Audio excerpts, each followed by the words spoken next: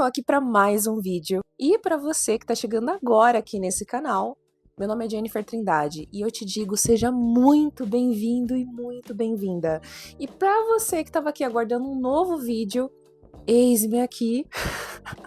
Demorei um pouquinho para postar esse vídeo, mas eu posso garantir que esse conteúdo que eu vou entregar aqui para vocês hoje foi feito com muito amor, muito carinho, e desde já agradeço a sua presença aqui. É muito importante que você esteja aqui. Gratidão.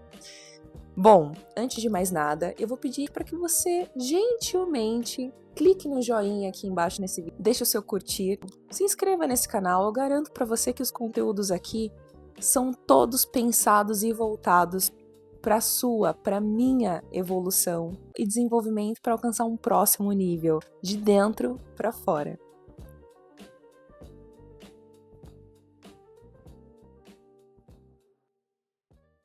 Textura da dor. Dor tem textura? Tem. Ela tem textura, sim. Você sabe que eu refletindo sobre o tema desse vídeo, eu passei e revisitei o meu passado. Momentos que eu passei por situações extremamente delicadas, situações dolorosas, momentos que foram marcantes na minha vida e que, graças a Deus, eu consegui superar, e hoje eu tô aqui pra gravar esse vídeo pra você. E quando eu falo da textura da dor, eu tenho pra mim que a dor, ela tem uma textura áspera. É como se fosse uma lixa. Sabe aquela lixa de lixar a parede quando a gente vai fazer alguma reforma? É isso. Pra mim ela tem uma textura áspera, que arde. E dependendo do processo, da intensidade do processo que a gente tá passando naquele determinado momento, às vezes essa dor, ela pode dissecar a gente de dentro pra fora. Ela tem o poder de nos atravessar, de arrancar qualquer intenção de sorrir, de nos apagar. E a vida é uma montanha-russa, né? Uma hora a gente tá lá em cima, mas aí quando vai passar lá por baixo, às vezes demora pra sair, às vezes a gente perdura um pouco mais ali embaixo, né? Nessa montanha-russa emocional. Bom, vou compartilhar duas histórias aqui com vocês hoje, e a primeira delas foi um momento bem delicado que eu passei na minha adolescência que me marcou muito. Foi uma experiência que eu tive com o meu cabelo, esse cabelo maravigold aqui que Deus me deu, um presente maravilhoso, Senhor, obrigada, Senhor. Só que nem sempre foi assim. Eu sempre tive muito complexo com o meu cabelo. Eu não conseguia usar ele black power, não dava certo, eu não gostava. Eu sentia vergonha. E assim, naquela época tinha muito aquele negócio de bullying na escola. E eu sou alta, gente, eu tenho 1,83 de altura. Mas nem sempre essa minha altura foi muito bem aceita por mim mesma. Eu sofria muito bullying na escola, zoação dos meninos.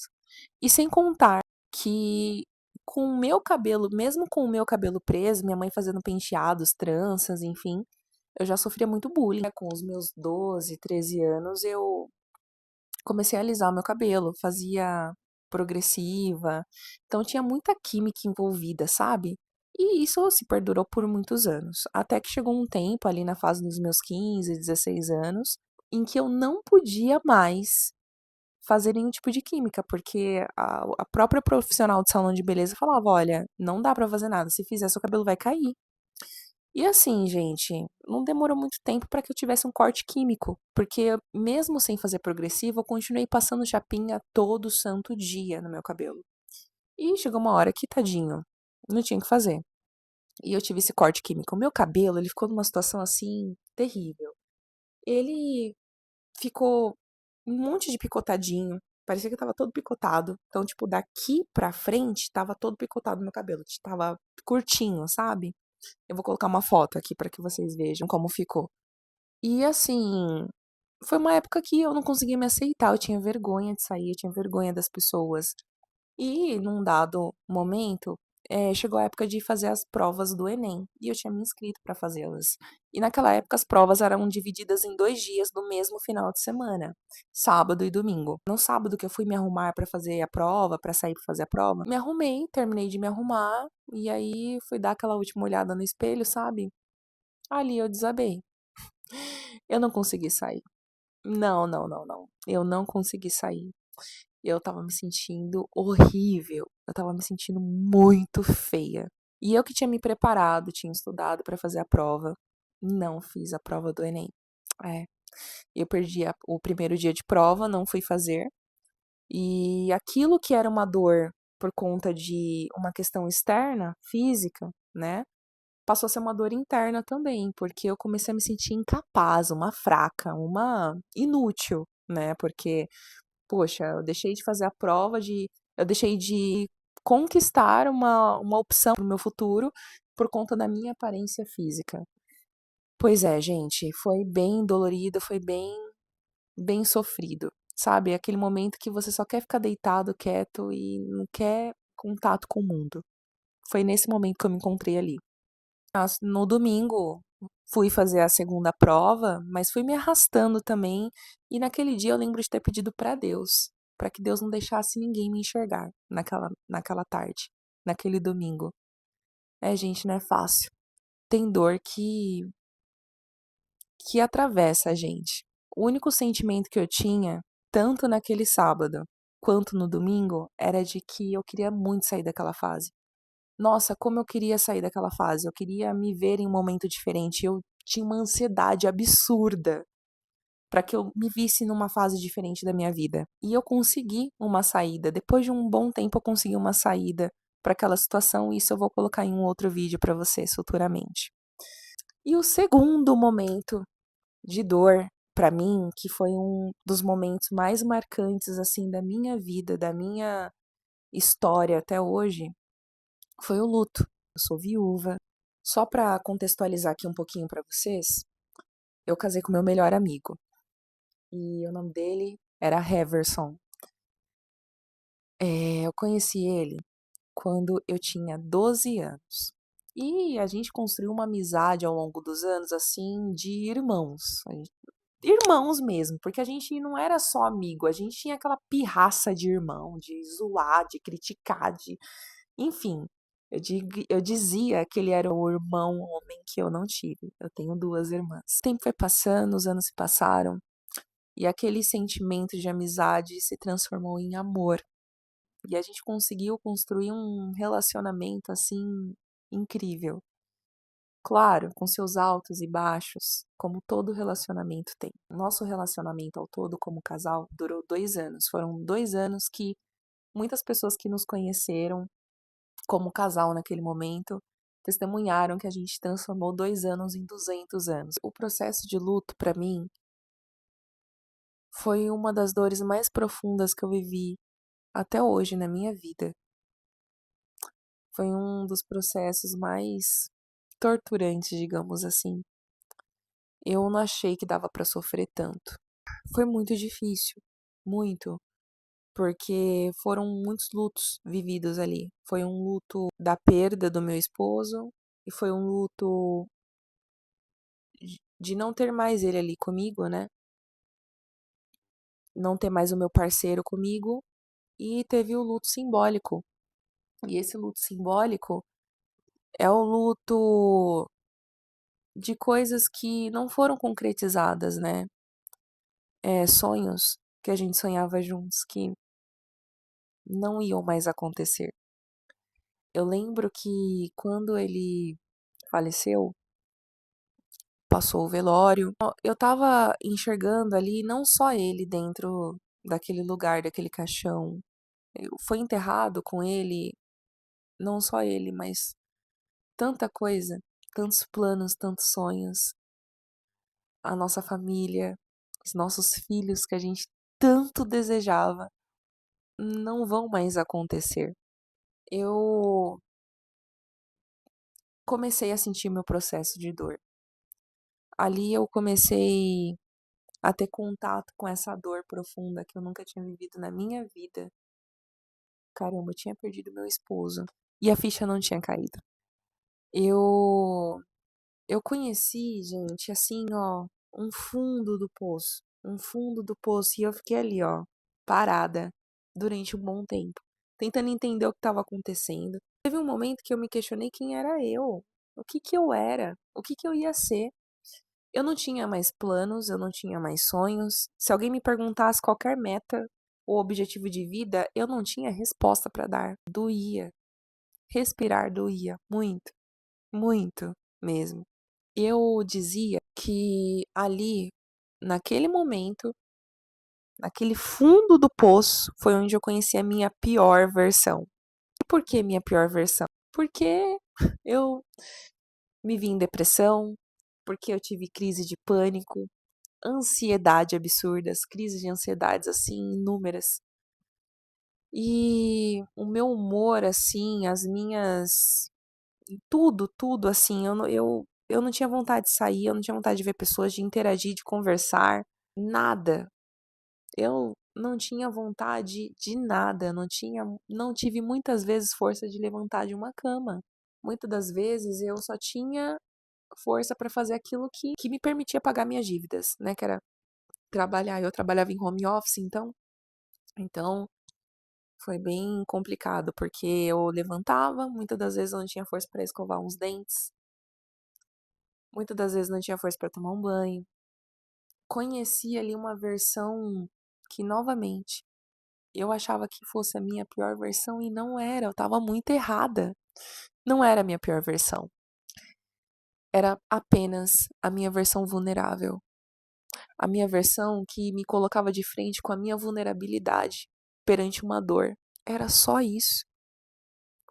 E quantas vezes a gente se negligencia? Quantas vezes a gente negligencia a nossa dor pra manter aquela postura de forte o tempo todo? Porque eu era assim.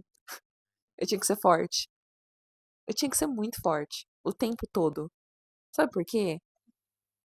Eu tinha aquele pensamento de que não dá tempo de chorar. Quando eu pensava em sentir alguma coisa, achava que fosse chorar por algum motivo, ó,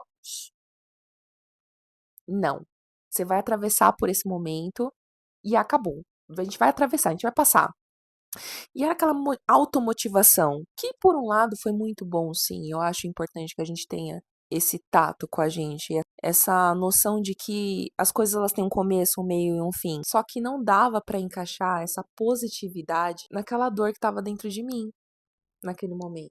Não dava, não cabia. Pera aí, calma aí, eu tô queimando aqui por dentro, tá cortado aqui dentro. Não dá pra você dizer pra mim nesse momento que eu tô aqui no fundo do meu poço que "Não, a gente vai dormir e amanhã é um novo dia". Não, não é. Amanhã ele continua não estando aqui. Foi um momento de dor, foi um momento muito difícil. E continua sendo. Mas existe uma diferença. Naquele momento, eu me permiti sentir tudo o que eu estava sentindo e doeu. Doeu pra caramba. Nossa, doeu pra caramba. Gente, doeu. E dói. Se você já perdeu alguém na sua vida, você sabe o que eu tô dizendo. Dói. E às vezes você pode ter perdido não porque a pessoa morreu, porque ela não tá mais aqui. Às vezes a pessoa só saiu da sua vida. Já é doloroso, não é? Quando alguém que a gente ama sai da nossa vida. E isso já dói. Imagina perder alguém que a gente ama muito. E essa pessoa simplesmente não tá em nenhum lugar aqui da face dessa terra. E eu lembro disso. E eu lembro que eu ficava pensando assim, caramba, ele não tá mais aqui, mas assim, em nenhum lugar. Em nenhum, não tem onde eu procure. Ele não tá mais aqui. Ele não tá mais aqui. Foi vivenciando o ápice desse sofrimento, a depressão, a crise de ansiedade, de pânico, que eu entendi que eu tinha que viver aquele processo. E não adiantava ficar desejando só sair. Não, eu quero sair daqui o mais rápido possível. Eu quero sair desse lugar. Não, não, calma.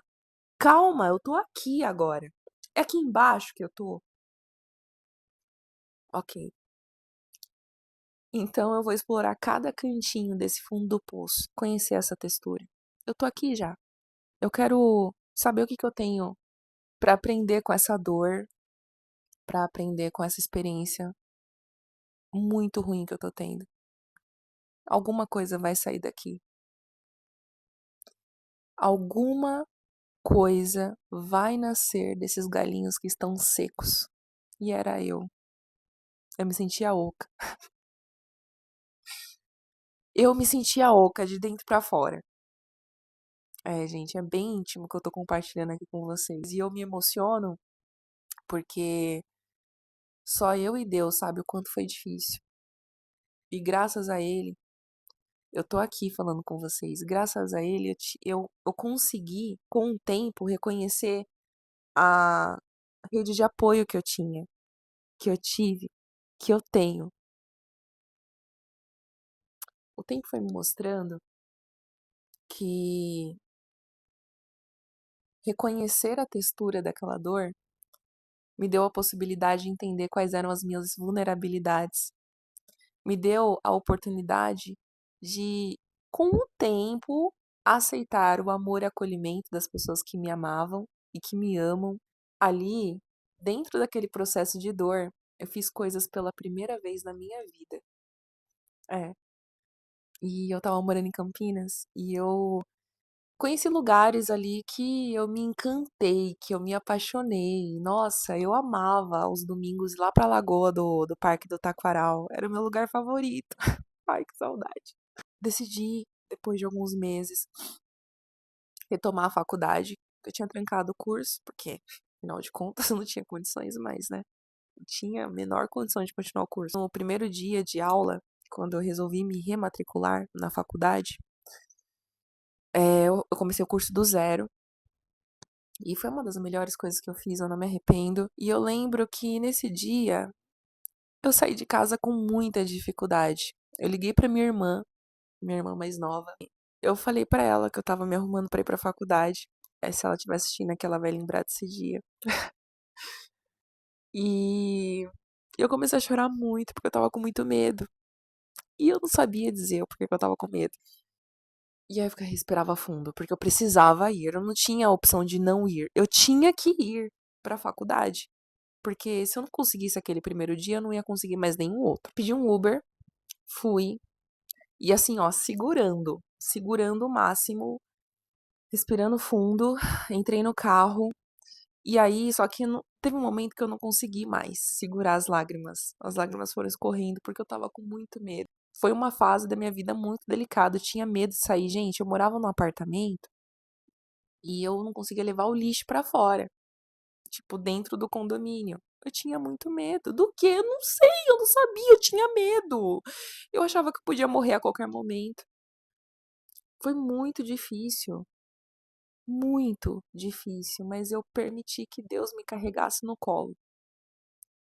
E se não fosse por ele, novamente, eu não estaria aqui falando com vocês. Não estaria, de verdade. Foi uma das maiores superações que eu tenho na minha vida até agora. Eu que estava naquele fundo do poço, meu trenzinho estava começando a subir. É, tava. Tava começando a subir e eu tava vivendo. Por mais difícil que estivesse, doía só de respirar, gente. Mas eu tava vivendo. Eu tava aos poucos conseguindo enxergar a mão de Deus sobre a minha vida. Foi muito difícil. Foi muito doloroso. É doloroso. Porque é um machucado que ele pode ter fechado. Ele não tá sangrando mais. Mas tá ali. A cicatriz fica pro resto de uma vida inteira. É assim como eu me sinto. Porque eu vou falar uma coisa pra você, se eu não tivesse me permitido viver aquele momento, sentido as minhas dores, respeitado os meus momentos, eu não teria atravessado. Eu não teria chegado até aqui. Foi através da minha dor que eu consegui aprender a dizer não. Foi através da minha dor que eu aprendi a me ausentar onde não me cabia mais. Eu entendi que não era preciso estar presente para você continuar amando, porque afinal de contas eu amava alguém que nem estava aqui mais. Nesse processo de resiliência, muitas pessoas deixaram de fazer parte da minha vida, algumas porque de fato se afastaram, outras porque eu mesma me afastei, uma vez que não fazia mais nenhum sentido para mim. E até hoje eu eu tenho essa sensibilidade de considerar o que que de fato é real, porque aquilo que é superficial não me cabe. Não que algum dia me coubesse, mas é que antes eu acho que eu não fazia essa separação, sabe? Tipo, ah, isso aqui é, sei lá, uma amizade superficial, ah, deixa aí. Não, não, hoje não fica. Tô aqui, dizendo pra você pra você ter paciência com a sua dor, pra você ter paciência com o seu processo. Você vai sim passar, você vai atravessar essa fase, vai dar certo. Você vai chegar lá do outro lado, você vai. Mas calma, não deixa a sua ansiedade te cegar.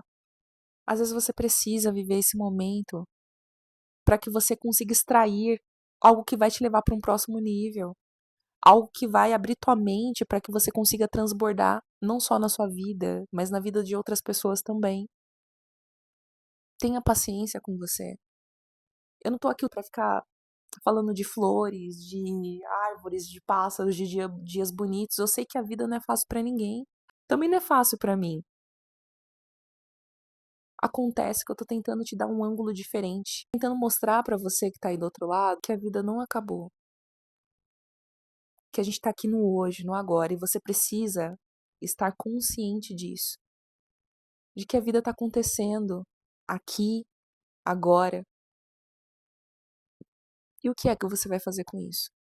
Eu desejo do fundo do meu coração que esse vídeo possa alcançar o que o seu coração talvez esteja pedindo, o que a sua emoção talvez esteja necessitada. Entregue esse vídeo para alguém que você sabe que esteja passando por algum momento delicado na vida, sabe? E às vezes a pessoa não sabe o que fazer porque não tem receita de bolo. E eu não tô aqui para passar receita de bolo para ninguém também. Eu tô aqui para dizer para você ter calma com você mesmo, para você aceitar suas vulnerabilidades, entender que você é um ser humano feito de carne e osso e que tá tudo bem se você chorar, se você quiser ficar sozinho, se você quiser se ausentar, se você quiser não responder. Tá tudo bem, você vai atravessar. E quando você atravessar para o outro lado da ponte, desse hemisfério de sofrimento, e chegar lá naquele outro lado de superação, vai estar com você quem teve paciência com o seu processo. Quem não enxergou suas vulnerabilidades, julgando a sua forma de existir, a sua forma de sobreviver às suas vulnerabilidades, a sua forma de sobreviver ao seu sofrimento. Quem tiver que ficar, vai ficar. Não se preocupa com isso. Garanto pra você, isso é o de menos. Viva o seu processo. Se respeite. E permita que ao seu lado estejam pessoas que façam você se sentir respeitado também. Um beijo pra você e até a próxima.